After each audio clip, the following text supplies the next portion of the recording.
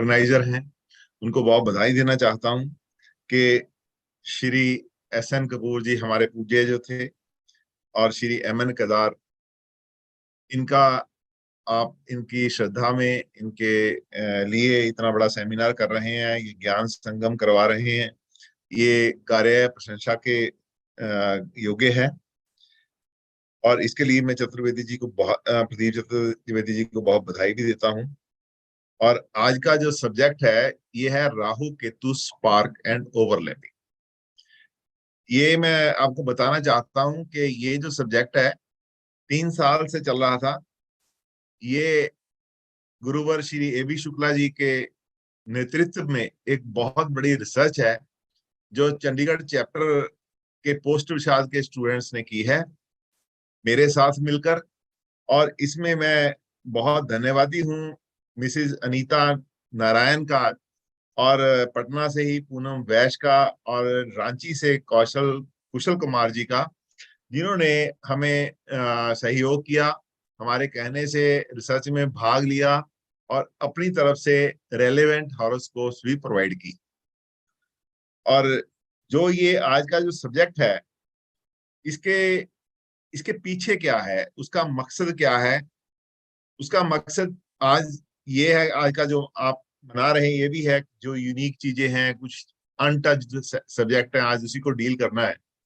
और उसमें ये अनटच्ड सब्जेक्ट में आपको बताता हूं कि कोई भी हॉरोस्कोप हो, उसमें राहु और केतु कहीं ना कहीं बैठे होते हैं। जैसे ये हॉरोस्कोप मैं आपको दिखा रहा हूं, ये केतु लगन में बैठा है और राहु 7th हाउस में बैठा है। कहीं ना कहीं तो इसको बैठना है, दूसरे घर में बैठ सकता है, तीसरे घर में बैठ सकता है। और ये रिसर्च जो है इस बात को प्रूफ करती है कि जब भी राहु पे केतु और केतु पे राहु आता है, उस 1.5 साल में, खासकर जब राहु केतु आपस में 5 डिग्री में होते हैं, इंसान की जिंदगी में कुछ ना कुछ ऐसा घटता है जो छुपाए छुपता नहीं है। और वो कैसे? जब भी, जैसे हम राहु को हम मानते हैं पॉजिटिव, केतु को नेगेटिव पोल मानते हैं, उसी को आगे बढ़ाते हुए मैं आपको बताना चाहता हूं कि जब राहु पे केतु, केतु पे राहु आता है, तो पॉजिटिव और नेगेटिव जो एनर्जी होती हैं वो आपस में टकराती हैं। जो आपस में उस समय टकराती हैं तो एक स्पार्क निकलता है, चिंगाड़ी निकलती है। जैसे आपके घर में कभी जो तार है, ठंडी तार गर्म तार से टकरा जाए, या आप किसी जो सॉकेट लगी हुई है उसमें तार लगाने की कोशिश करें, जो स्पार्क निकलता है, उसका जो रिजल्ट निकलता है दैट इज स्मोक। जहां से स्पार्क निकलता है उसका रिजल्ट निकलता है, एक स्मोक निकलती है, वहां पे धुआं हो जाता है, धुआं। और जहां पे धुआं होता है, धुएं के साथ स्मेल भी होती है। आज का जो मेरा टॉपिक है इसी के ऊपर आधारित है कि स्पार्क, स्मोक, स्मेल, ये 3S, दीज आर 3S, ये कभी छुपाए से छुपते नहीं है। इसको आप लोगों की निगाह से हटा नहीं सकते। Nothing of the three is हाइडेबल।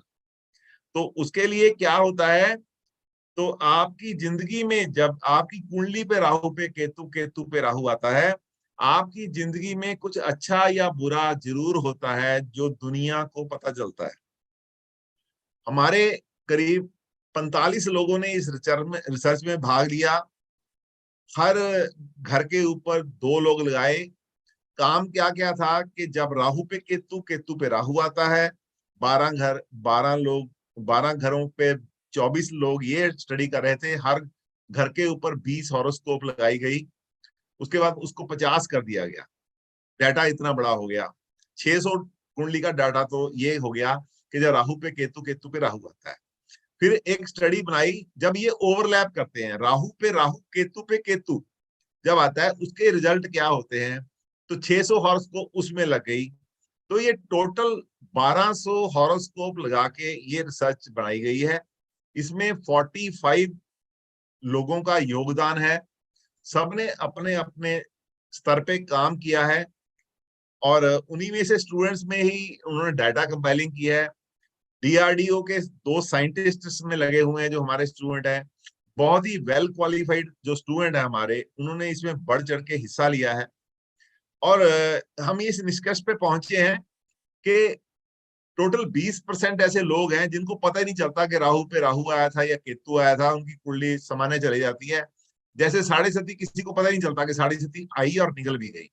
किसी के लिए विपदा का साधन बन जाती है, कोई डर जाता है, किसी के साथ बुरा होता है। ऐसे ही राहु और केतु का जो ओवरलैप या राहु केतु का स्पार्क एक दूसरे के ऊपर आता है, उसमें भी हमने देखा कि आउट ऑफ द 120 हॉरोस्कोप्स ऐसी भी निकलती हैं जिनको इस ट्रांजिट का कोई प्रभाव पता नहीं चलता। लेकिन जो पता चलता है वो कैसे है, जैसे पहले घर पे ये स्पार्क आया, सब ये पहले घर का स्पार्क है, तो ये कहाँ कहाँ इफेक्ट डालता है। पहले तो ये जहां स्पार्क आता है, नंबर 1 तो ये स्पार्क यहाँ आ गया है, ये ए है, ये स्पार्क पहले घर पे आ गया है, और बी ये 7th हाउस पे आ गया है। तो इंसान इन पर्सन और स्पाउस, इंसान पर्सन के साथ और स्पाउस के साथ कुछ भी सिग्निफिकेंट अच्छा या बुरा हो सकता है। उसके बाद इस स्पार्क से जो रेडिएशंस निकलती हैं, वो इनके एस्पेक्ट के हिसाब से हम इसको 5th हाउस में भी देखते हैं, 5th हाउस में भी देखते हैं। और इसके असर कई बार बच्चों के ऊपर आ जाते हैं।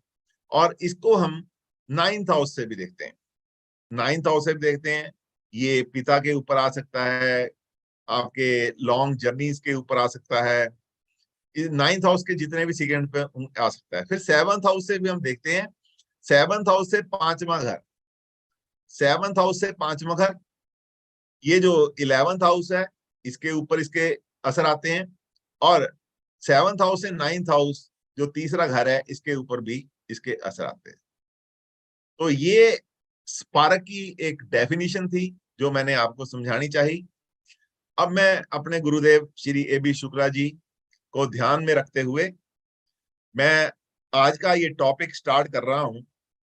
और जो टॉपिक है उसमें बहुत कुछ आज मैंने एक डेफिनेशन देनी थी और आपके थोड़े थोड़े इंट्रोडक्शन दूंगा, क्योंकि ये टॉपिक बहुत बड़ा है, इसके लिए 3 या 4 घंटे चाहिए टोटल प्रेजेंटेशन के लिए। आज मैं केवल आपको एक इंट्रोडक्शन दूंगा और उसके लिए आपसे अनुरोध भी करूंगा और आग्रह भी करूंगा और आह्वान भी करूंगा कि यदि आपके पास, आपको ऐसा फील होता है कि ये रिसर्च बिल्कुल ठीक है या बिल्कुल ठीक नहीं है, तो आप मेरे पर्सनल व्हाट्सएप पे आप उसको मेरा मैसेज दे सकते हैं। और यदि आप उसमें कंट्रीब्यूट करना चाहते हैं, हॉरोस्कोप कंट्रीब्यूट करना चाहते हैं, तो हॉरोस्कोप का नाम, जो भी हॉरोस्कोप की डिटेल होती हैं, अपना मोबाइल नंबर साथ में भेजिए। मेरे हर हर कुंडली पे, जो भी कुंडली यहाँ लगाई जाती है, 1200 की 1200 कुंडलियों पे मोबाइल नंबर दिया गया है, ताकि आप मोबाइल नंबर पे जाके फोन करो और पता करो कि जो घटना यहाँ पे दी हुई है रिसर्च में, क्या वो आपके साथ घटी है। वो जो नंबर है वो उसका है जिसने वो, जिस स्टूडेंट ने वो या टीचर ने वो हॉरोस्कोप मुझे दी है। तो अभी शुरू करते हैं वक्त ना लेते हुए।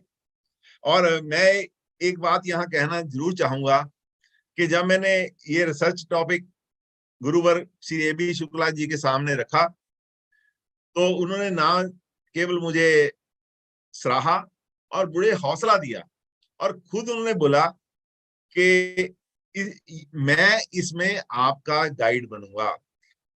जब जब उन्होंने ये डोज मुझे दी, टॉनिक मुझे दिया, तो हम, मेरा और मेरे सारे पोस्ट ग्रेजुएट के स्टूडेंट्स का हौसला बहुत बढ़ गया और हम दिन रात इस टॉपिक के पीछे लग गए। मैं आज फिर उनका धन्यवाद करता हूं, गुरुवर श्री AB शुक्ला जी का, जिन्होंने हमारा हौसला बढ़ाया और एक ऐसा प्रोजेक्ट हमें दिया जिसमें 45 लोग इन्वॉल्व हैं। शायद ही इससे पहले कोई इतना नंबर ऑफ स्टूडेंट्स की इन्वॉल्वमेंट किसी सब्जेक्ट में रही होगी। चलिए शुरू करते हैं, आपको वक्त नहीं लूंगा। इसमें जो जो मैं इसको करता जाऊंगा, स्किप करता जाऊंगा जो जिसमें समय खराब होता है। ये सबसे पहले इंट्रोडक्शन ऑफ राहु केतु है। राहु केतु कैसे बनते हैं, आप लोग बहुत लर्नड लोग बैठे हैं, आपको ये बताने की कोई जरूरत नहीं है। और ये उसी का लिटरेचर है जो हमारे पास है, कौन से ग्रंथों में क्या क्या लिखा है, इसको भी आपको बताने की जरूरत नहीं है। ये रिसर्च के लिए जो पहला लिटरेचर सर्वे होता है उसी में जरूरत पड़ती है इसकी। अब राहु केतु स्पार्क और ओवरलैपिंग के बारे में बताना चाहता हूं आपको, जिसको मैंने संक्षेप में आपको बता भी दिया है, और इसमें इसका असर कब कब होता है ये बताना चाहता हूँ। Native faces this spark at the age of 9, 27, 45, 63 and 82। जब भी स्पार्क आता है, राहु पे केतु ने आना, केतु पे राहु ने आना है, तो इसका मतलब यह होता है कि जहां बच्चा राहु और केतु का जो टेन्योर है 18 साल का ट्रांजिट का है, 18 साल में एक चक्कर लगाता है, तो पहला स्पार्क आएगा 9 साल की उम्र में बच्चे के, दूसरा 27 में आएगा, तीसरा 45 में आएगा, और चौथा आएगा 63 में, 82 में, सो ऑन। फिर एक ओवरलैपिंग आती है। ओवरलैपिंग 18 साल के बाद आएगी, पहली 18 साल के बाद, दूसरी 36 में, तीसरी 54 में, और चौथी पांचवी 72 में चले जाएगी। तो इसलिए ये जो साल हैं आप हर किसी की जिंदगी के, वो एक तरह के बड़े इंपॉर्टेंट होते हैं। और उसके बाद जैसे मैंने जो कंसेप्ट बताया है, ऊपर वही कुछ लिखा हुआ था जो मैंने हिंदी में आपको बताया है। यहाँ मैं बताना चाहता हूँ, जैसे ये फीमेल का हॉरोस्कोप है, 18/6/1979 का है, चंडीगढ़ का पैदा हुआ है, ये उनका मोबाइल नंबर है, जिन्होंने ये पत्री दी है, यहाँ से आप कंफर्म भी कर सकते हैं। In the month of November 1988 native father has a severe sciatica pain for which he had to remain bedridden for 3 months. Whole family including native remained disturbed. तो इसके running dasha of mercury was in operation, ये सारा कुछ बताया गया है। मैं ज्यादा समय नहीं लूंगा, कि मैंने थीम आपको बता दिया है, और यदि मैं इसको पढ़ूंगा भी तो आपको बोर करने वाली बात होगी, ये वीडियो में आ ही जाएगा सारा कुछ। तो उसके बाद सेकंड है, ये नेटिव गॉट एंगेज्ड 27/3/2005 को, 27/3/5 को नेटिव की एंगेजमेंट हुई थी, जब सन जुपिटर मरकरी की दशा चल रही थी। और ये जो स्पार्क था आप देख सकते हैं, ये फर्स्ट हाउस और 7th हाउस पे था। तो फर्स्ट 7th हाउस जो होता है स्पाउस का होता है, और बंदा उस समय एंगेज हो गया। तो उस समय दशा कौन सी चल रही थी, ये सारा कुछ इसमें दिया हुआ है। और उसके बाद ये एक फीमेल है, 10/5/2056 का जन्म है, सोनीपत का जन्म है। Native second child who is a boy fell badly ill due to the diarrhea and was hospitalized on 10/10/1983 in the dasha of Mars, Mercury and Sun। और मैं आपको यहाँ पे लिखा नहीं है, बता देता हूँ कि वो बच्चा बचा नहीं था, उसकी मृत्यु हो गई थी। Native had to lose that child. आप देखो ये जो स्पार्क आ रहा था, ये स्पार्क आप देख सकते हैं, this was on 5th house. ये देखो 5वां घर है, राहु 5वें घर में है, यहाँ पे केतु आ गया था, और केतु के ऊपर राहु आ गया था। This was due to spark only. तो इसके लिए दशा कौन सी चल रही थी, ये सारी डिटेल इसमें दी हुई है, जो आपके पास पहुंच जाएगी। और उसके बाद ये और हॉरोस्कोप है, native severely fell ill and was hospitalized 22/5/2023 को, running dasha of Rahu and moon. तो इसमें जो स्पार्क था, ये 12वें घर का और 6ठे घर का था। छोटी सी बीमारी बहुत ही गंभीर हो गई थी, और उसके लिए कहते थे कि व्यक्ति का दूसरा जन्म हुआ है। और इसकी दशा राहु केतु इन 6th एंड 12th हाउस थे, और उसी समय ये स्पार्क हुआ था। इसके बाद जो ये हॉरोस्कोप है, native lost her maternal grandfather 7/6/2020 in the दशा ऑफ वीनस मून मार्स। तो ये जो स्पार्क था, ये तीसरे घर का और 9वें घर का था। तीसरे घर का 9वें घर का स्पार्क होने की वजह से ऐसा हुआ। और आप अच्छे से समझ सकते हैं कि ये तीसरा और जो 9वां घर है, इसी को ये डील भी करता है। और उसके बाद आ गया कि नेक्स्ट ये आ गया, मेल की कुंडली है। Native is a doctor by profession, he retired from a very prestigious post. Post retirement he is doing job, and in the month of April 2022 a female subordinate filed FIR allegation, false allegation of molestation. He was to face lot of humiliation because of this। ये जो spark आप देख सकते हैं लगन पे और 7th house पे है। यहाँ का जो स्पार्क का असर है 5th एस्पेक्ट लव वाले घर 5वें पे आता है, और 7th हाउस जो है वो एक्सटर्नल ऑर्गन्स का है। और ये आप क्लियरली देख सकते हैं कि लगन पे राहु पे केतु आया था और केतु पे राहु आया था। इसकी पूरी डिटेल हमने नीचे दी हुई है जो आपके पास पहुंच जाएगी। और उसके बाद ये एक हॉरोस्कोप है 6/12/85 की, जलंधर की है। Native's father in law met with a severe accident on 4/6/2014। Father in law lagna is 3rd house. ये देखो लगन पे स्पार्क आया, लगन पे स्पार्क आया और उसकी वजह से ऐसा हुआ इनके साथ। और उसके बाद ये जो नेटिव, ये जो 1/4/2050 की कुंडली है, दिल्ली बॉर्न है, native God married on 8/12/2077 during the period of spark of Rahu and Ketu. ये भी आप देख सकते हैं कि लगन पे केतु था और जब वहां पे राहु आया, 7th हाउस में राहु था, वहां पे केतु आया और उनकी शादी हो गई। ये हॉरोस्कोप है। Native met with an accident, her car overturn, she was running dasha of Venus, Venus Ketu. तो ये जो स्पार्क है वो उनका आया, लगन पे आया, और ये जो स्पार्क था यहाँ से 7th दृष्टि से 3rd हाउस पे आया, जो ड्राइविंग के समय उनसे अचानक गलती हुई। ये लास्ट कुंडली है स्पार्क की। Native lost her husband on 7/6/2022। जो हस्बैंड है, ये कुंडली, ऐसी कुंडलियां हमारे पास 5 कुंडलियां ऐसी भी हैं जहां पे हमने देखा कि स्पार्क आने से कुछ महीने पहले जब डिग्री कम हो जाती है, किसी राहु या केतु की नेटल डिग्री ऐसी होती है जहां पे वो about to enter in the house होते हैं, तो उस समय हम देखते हैं कि जैसे हम जानते हैं ये जो दीवारें हैं हमने हाउस की खड़ी हुई, आसमान पे तो ऐसा नहीं है। जहां पे केतु की और राहु की डिग्री ऐसी होती है जो जस्ट एंटर्ड द हाउस, तो उस समय वहां पे स्पार्क आने से उस हाउस में आने से पहले भी काम हो जाता है। तो हमने देखा विद इन 5 डिग्री जो ये स्पार्क है, चाहे वो हाउस के दूसरी तरफ ही राहु या केतु हो, with in 5 degree Rahu Ketu जब स्पार्क में आते हैं तो ये अपना असर दिखाते हैं। तो ये मैंने एक इंट्रोडक्शन दी है, थोड़ी सी देने की कोशिश की है कि हमारा कंसेप्ट क्या है, उस कंसेप्ट को समझाने की कोशिश की है। कंसेप्ट को समझाने में का मतलब ये है कि आप भी हमारा इस प्रोजेक्ट में साथ दें। और जो भी आपके पास डाटा है, अच्छा या बुरा, वो आप हमें भेजें। तो उससे क्या होगा कि कंसेप्ट के बारे में क्लैरिटी आएगी।